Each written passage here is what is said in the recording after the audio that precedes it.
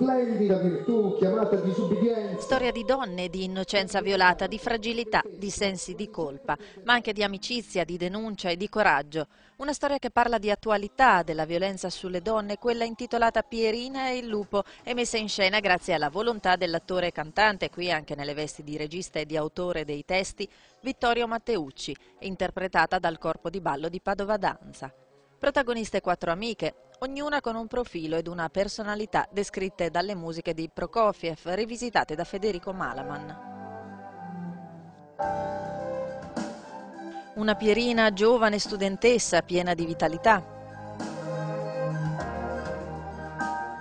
Martina, minuta e scattante come un uccellino. Rosa un po' goffa, ingenua e sensibilissima.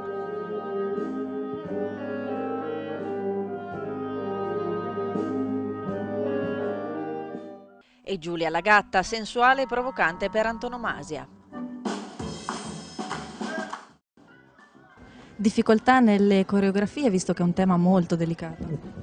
Certo, è stato sì, un tema delicato, però è stato molto stimolante. Le coreografie che ho creato assieme ai miei ragazzi hanno voluto sviluppare anche tutto un lavoro di ricerca del movimento, un movimento che partisse, perché poi le musiche sono la base, sono le musiche originali di Prokofiev, e poi però riarrangiate da Federico Malaman, un bravissimo musicista che ha sviluppato queste musiche creando dei temi dal blues al tango, al latinoamericano, e questo mi ha permesso di creare tante belle figurazioni, tante belle coreografie.